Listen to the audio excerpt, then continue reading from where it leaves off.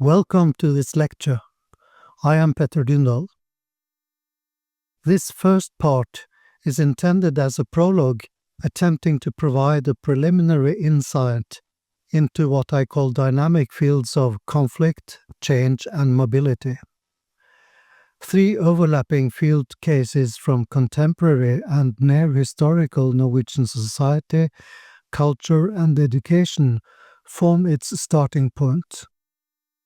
These examples from the deeply interconnected fields of culture, politics, and music education, which have been the subject of dynamic and confrontational position-taking in Norway in the late 20th and 21st centuries, are as follows. Cultural policy-making and implementation, terrorism and ways of overcoming its political consequences, and higher music education and research. The three fields provide a basis for further theoretical reflection and discussion in terms of social theory and concepts after Pierre Bourdieu. But while the distinction between high and low culture was clearly defined in the context of French society as studied by Bourdieu, this distinction has become increasingly fuzzy in recent decades. In the fields of music, these blurring processes have been explored and conceptualized by researchers such as Richard Peterson, Simon Frith, Sarah Thornton, and Moti Regev. In politics and policy, in the media and the public sphere, as well as in academic and educational institutions, there is a discernible shift in systems of classification.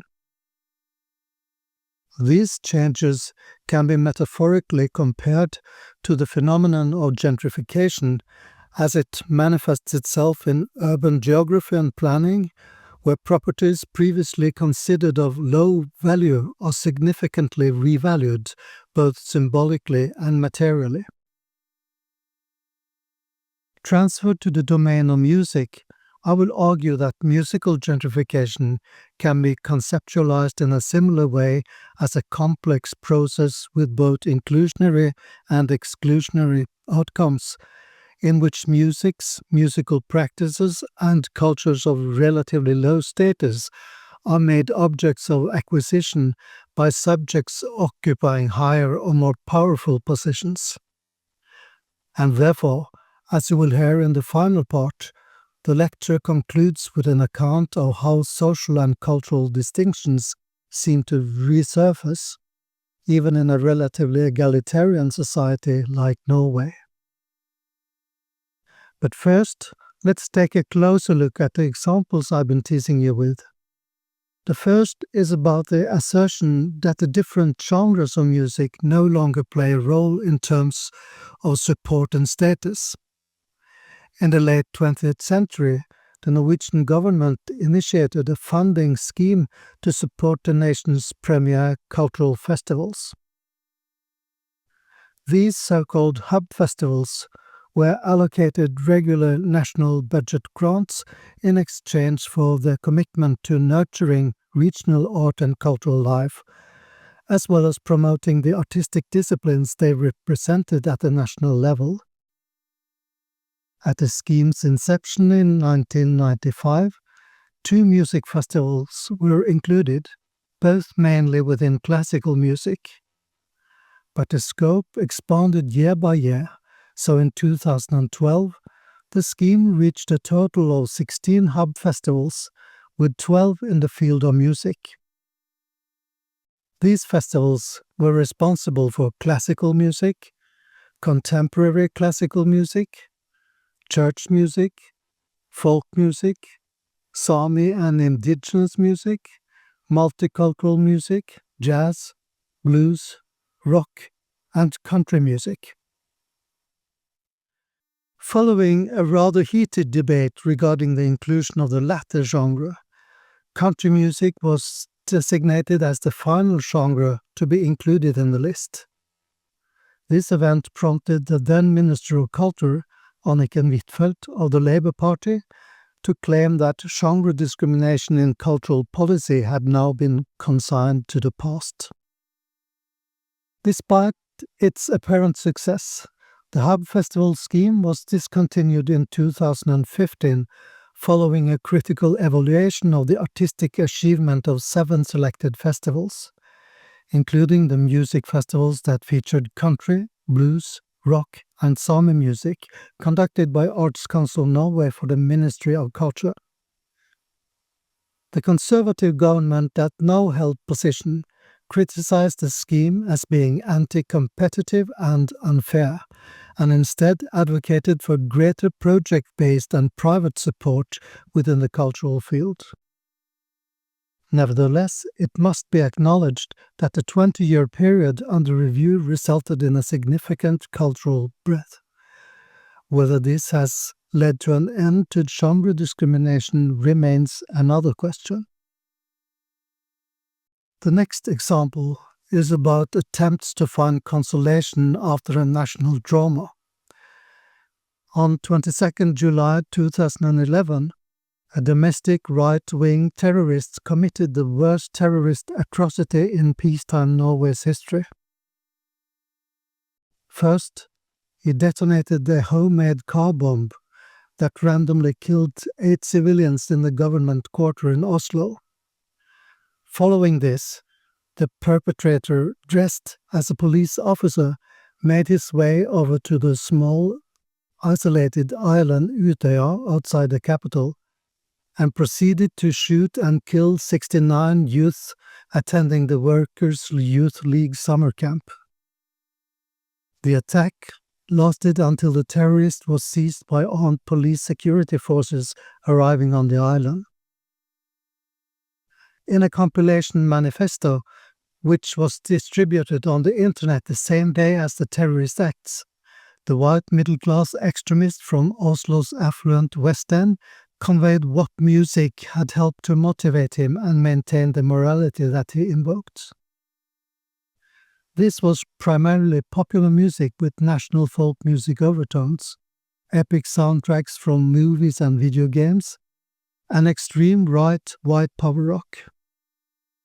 Terrorism researcher Joe Stroud has pointed out that this music could have played a crucial role in making the lone wolf terrorist feel part of an imagined community during his period of isolation in preparation for the attack. In contrast, it possibly also marked distance to the music he believed had brainwashed Norwegian school children and indoctrinated them into what he termed multiculturalism and cultural Marxism. For example, the popular Norwegian rendition of Pete Seeger's song My Rainbow Race, known in Norwegian as Barn av Regnbuen, rewritten and performed by the beloved artist Lillebjørn Nilsen, which the terrorist highlighted in particular during the trial against him. This caused people in cities in Norway to engage in sing-alongs as a protest activity. In the aftermath of the terrorist attacks in Oslo and on Utøya, the government determined that the national memorial ceremony should be held at the Oslo Spectrum Arena on 21st August 2011, broadcast live by the Norwegian Broadcasting Corporation. During the ceremony, the Norwegian Radio Orchestra remained on stage throughout. However, it's noteworthy that only 2 of the 13 musical performances were excerpts from classical orchestral works.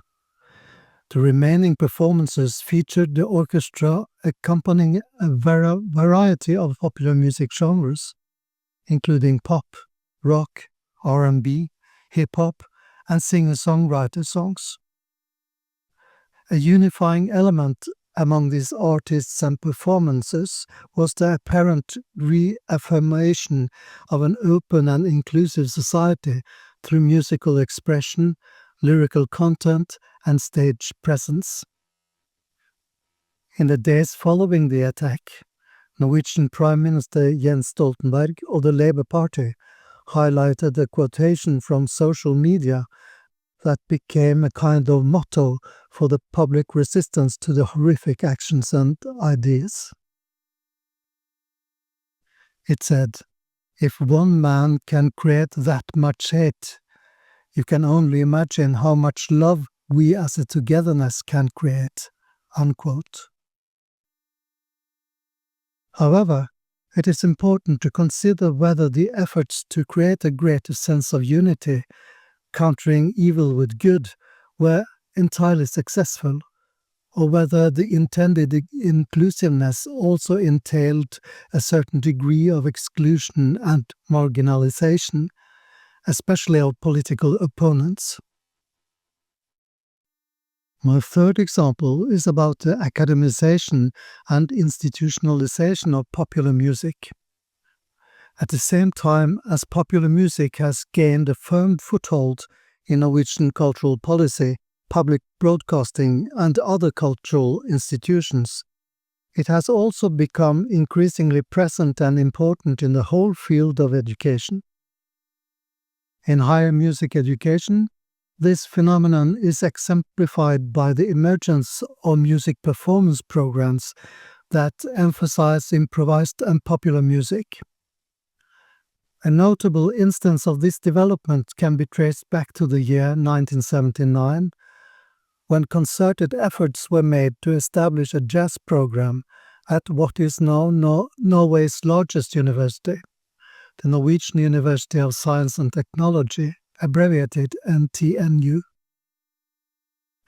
For a considerable period, the jazz program and its musicians have been regarded and promoted as a flagship for the institution, constituting a significant aspect of its external representation in the 2000s. A notable illustration of this was the awards of the 2014 Nobel Prize in Physiology Medicine to NTNU physiologists and neuroscientists May-Britt Moser and Edvard Moser. During the Nobel lecture, the laureates presented a music video in which NTNU jazz professors improvised over a Norwegian folk tune and performed jazz poetry based on words and phrases from the Moser's research. A comprehensive study of the entire corpus of Norwegian master theses and doctoral dissertations in any academic music discipline during the 100-year period from 1912 to 2012, conducted by one of our research groups, revealed that popular music was introduced to this corpus in 1974, with a thesis that was approved at the University of Oslo. Since then, there has been a consistent rise in the number of academic publications relating to popular music, reaching a peak in 2007 when more than 40% of theses were related to popular music. After 2007, the percentage remained between 30 and 40% until 2012. However, there is ample evidence to suggest that the proportion of popular music research in Norwegian universities and research institutes has increased further since 2012, indicating a significant academization of music that was previously underrepresented. The question of whether the above processes of academization and institutionalization can be regarded as a democratization process that has provided broader access to a knowledge domain previously reserved for socially exclusive and often male subgroups, or whether these processes may also be interpreted and discussed in terms of musical gentrification, remains to be considered. This and other matters and paradoxes that the cases discussed here point to will, however, reappear in forthcoming parts of the lecture.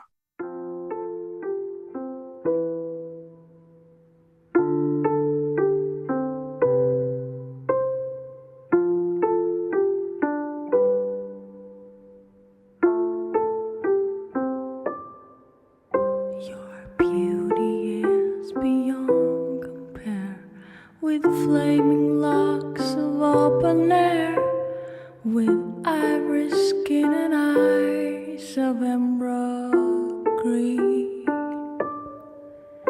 Your smile is like a breath of spring, your voice is soft like summer rain, and I cannot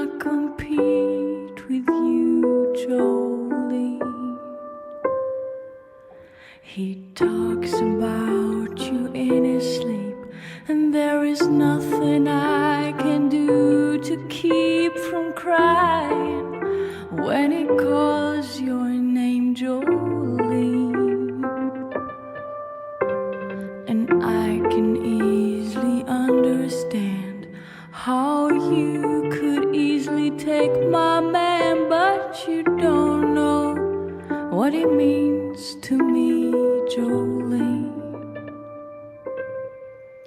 Jolene, Jolene, Jolene, Jolene, I'm begging of you, please don't take my man. Jolene, Jolene, Jolene.